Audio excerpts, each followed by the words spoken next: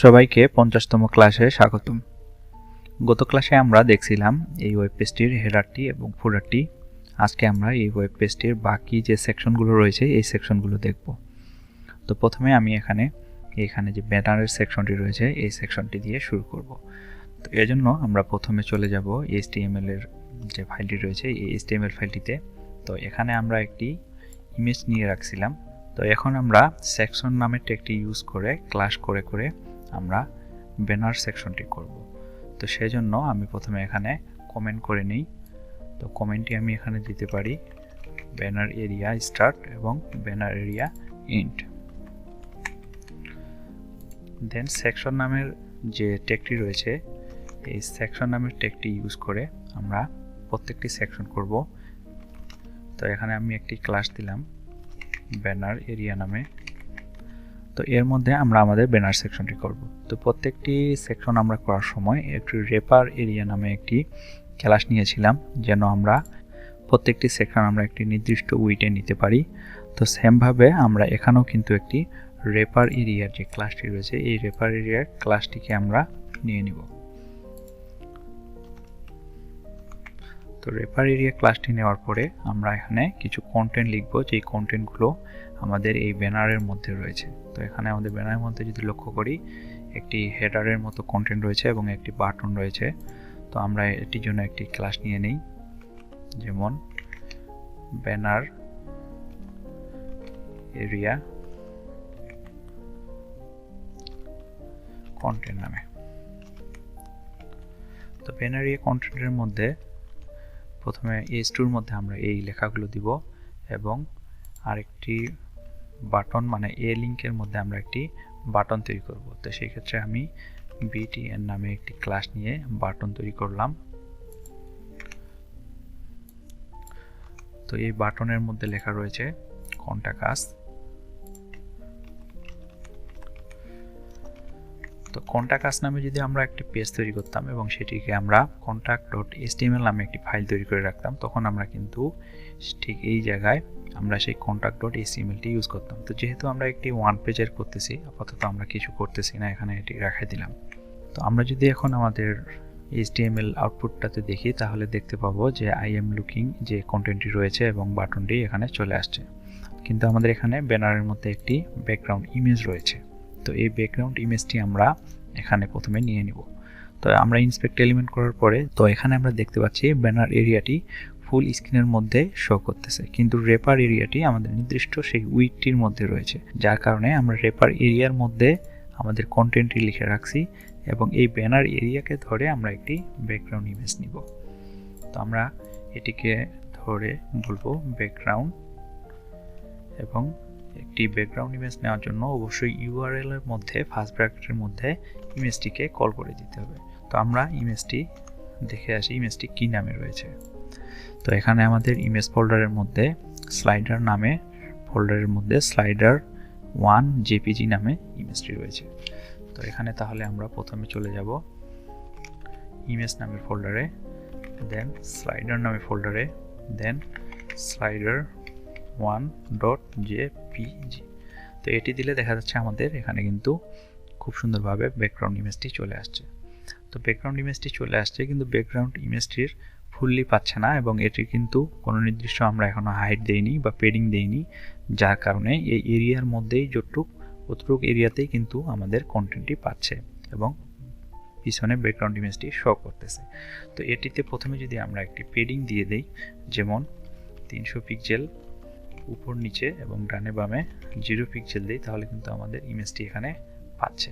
তো আমরা এখানে দুইভাবে ব্যানারটি শো করাতে পারি, একভাবে হচ্ছে আমরা পেডিং দিয়ে, আরেকভাবে হচ্ছে আমরা এটির একটি নির্দিষ্ট হাইট দিয়ে। তো আমরা এখানে পেডিং ইউজ করব না, আমরা অবশ্যই এখানে একটি হাইট ইউজ করব। তো সেই ক্ষেত্রে আমরা এখানে দিতে পারি হাইট 600 পিক্সেল। তো 600 পিক্সেল হাইট দিলে আমরা কিন্তু এখানে আমাদের সেই হাইট হিসেবে কিন্তু ইমেজটি শো করতেছে।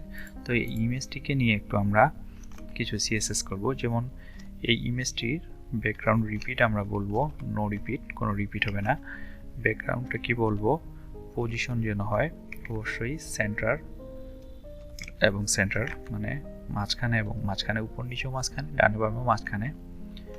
ব্যাকগ্রাউন্ড সাইজ যেন হয় অবশ্যই কভার, যেন ফুল ইমেজটা আমাদের ফুল স্ক্রিনের মধ্যে শো করে। তো আমরা এটি নিয়ে এখন এটি কপি করে নিয়ে নিই। আমাদের যে style.css রয়েছে এখানে আমরা ব্যানারের জন্য একটি কমেন্ট করে এখানে আমরা বলে দিতে পারি যে এটি ব্যানারের সিএসএস। তো এটিকে আমরা কমেন্ট করে দিব। সেম ভাবে আমরা ফুটার যে নিয়েছিলাম ফুটারের জন্য আমরা এখানে কমেন্ট করে দিতে পারবো যে এখানে হচ্ছে ফুটারের সিএসএস, ফুটার সিএসএস। তো এটিকে আমরা কমেন্ট করে দিলাম।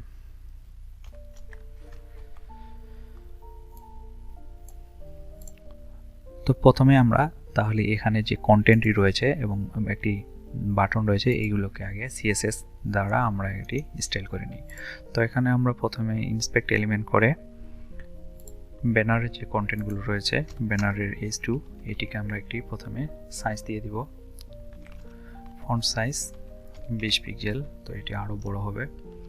তো এরকম একটি সাইজ দিয়ে দিলাম 50 পিক্সেল। দেন এটির একটি কালার দিব, সেটি হচ্ছে সাদা। তো সাদা কালার দিয়ে দিলাম। দেন আমরা এখানে যে এটেকটি নিয়েছি এটেকের মধ্যে একটি ক্লাস নিয়েছি BTN নামে। এই ক্লাসটি আমরা ইউজ করে এই বাটনটি যেখানে আমরা দিব সেখানে এই ক্লাসটি ইউজ করব, তাহলে প্রত্যেক জায়গায় এই ধরনের স্টাইলটি চলে আসবে। তো এখানে আমরা বাটনটিকে বলতে পারি ব্যাকগ্রাউন্ড হবে আপাতত রেড দিয়ে রাখি, কালার হবে সাদা। তো এখানে আমরা যে ফুটারের সেকশনে যে কালারটিকে ইউজ করছিলাম কমলা কালার, এই কমলা কালারটি কিন্তু আমরা এখানে ব্যাকগ্রাউন্ড কালার হিসেবে ইউজ করতে পারি।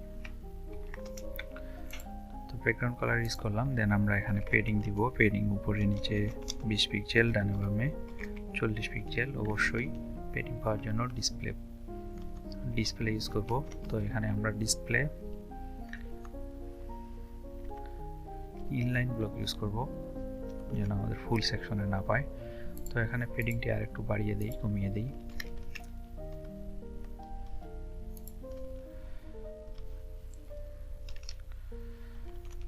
দেন আমরা এখানে ফন্ট সাইজ দিতে পারি 16 পিক্সেল, ফন্ট উইডথ ইউজ করতে পারি 500 পিক্সেল।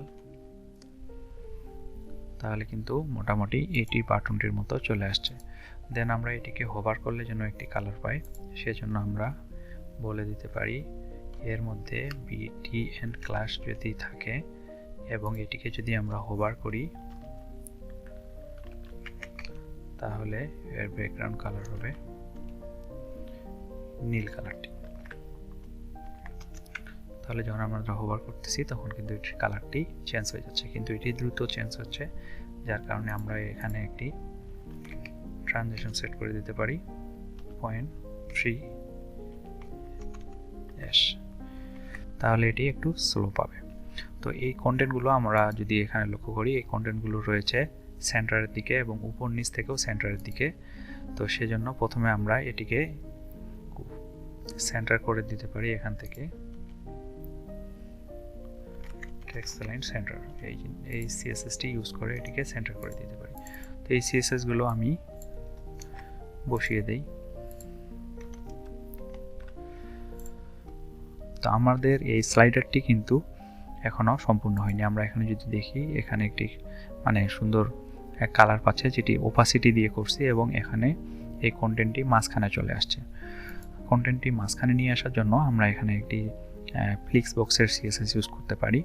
তো সেই জন্য আমরা এই যে এখানে ক্লাসটি নিয়েছি ব্যানার এরিয়া এবং এই রেপার এরিয়ার মধ্যে আমরা আরও একটি ক্লাস নিয়ে এটিকে বলে দিতে পারি ফ্লিক্স বক্স সিএসএস ইউজ করে যে এটি মাঝখানের দিকে চলে আসুক।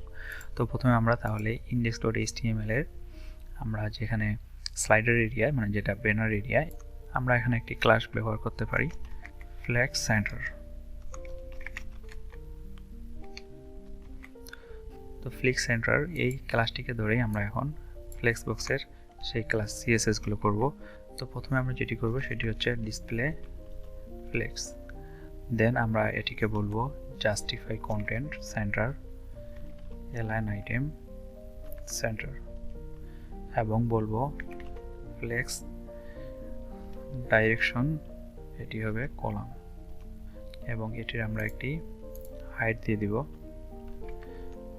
সেই হাইটটি হচ্ছে 600 পিক্সেল। যে 600 পিক্সেল আমরা কিন্তু এখানে ব্যানার এরিয়াতে ইউজ করছিলাম। তো এর মাধ্যমে আমাদের কিন্তু ফ্লেক্স বক্স ইউজ করে এই লেখাটি মাঝখানে চলে আসলো। তো এর পরবর্তীতে যখন আমাদের কোনো সময় মাঝখানে নিয়ে আসার প্রয়োজন মনে হবে, তখন কিন্তু আমরা জাস্ট ফ্লেক্স সেন্টার, যেহেতু আমরা ইউজ করছি, এই ফ্লেক্স সেন্টার ক্লাসটি ইউজ করে কিন্তু আমরা মাঝখানে কন্টেন্টটি নিয়ে আসতে পারবো। তো এখন আমাদের এই কন্টেন্টটি কিন্তু একবার মাঝখানে চলে আসছে। তো এবার আমরা এটির মতো একটি ওপাসিটি দেব। তো ওপাসিটিটি আমরা দিব আমাদের যে ব্যানার এরিয়া রয়েছে, এই ব্যানার এরিয়ার ফুল সেকশনে আমরা ওপাসিটিটি দিব। তো এজন্য আমরা এখানে আফটার ইফেক্ট ইউজ করে এই ওপাসিটিটি ইউজ করব। তো সেজন্য ব্যানার এরিয়াকে অবশ্যই আমাদের বলতে হবে পজিশন রিলেটিভ, দেন এই ব্যানার এরিয়াকে আমরা ধরে বলবো আফটার পজিশন অ্যাবসলিউট, দেন এটিকে বলতে হবে কন্টেন্ট,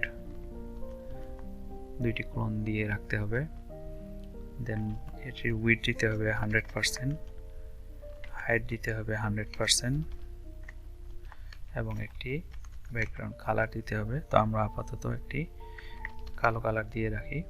দেন বলতে হবে লেফট সাইডে এটি হবে 0,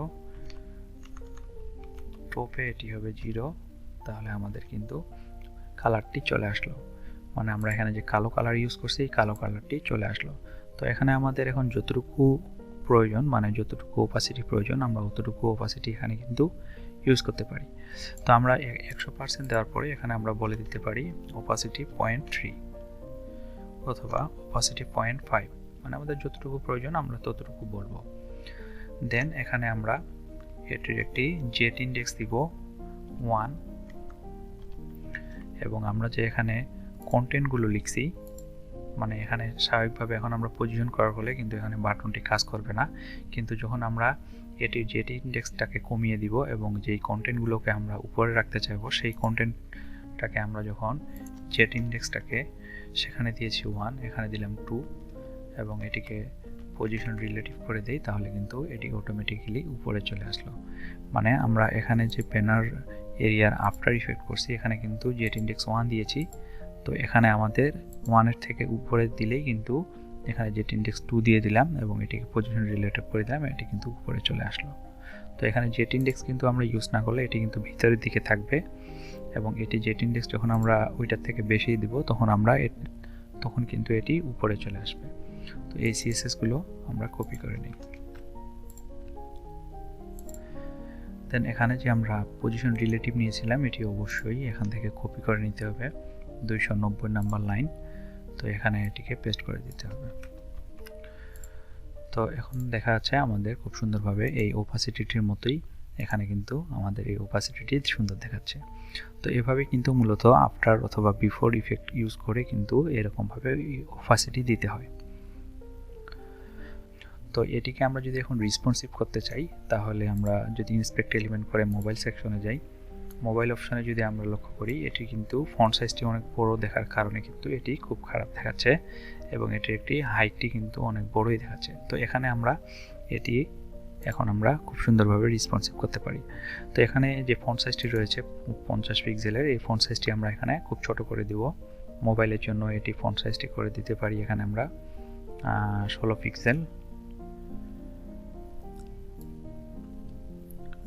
পিক্সেল করে দিতে পারি। তো এটি কপি করে নিলাম, এবং আমাদের যে রেসপন্সিভের যে সিএসএসটি রয়েছে এখানে আমাদের মোবাইলের ভার্সনে যাব, এটি হচ্ছে মোবাইল ভার্সন। তো এখানে আমরা এটি পেস্ট করে দিব। তো আমাদের শুধু 16 পিক্সেল লাগবে, এটি রেখে বাকিটি ডিলিট।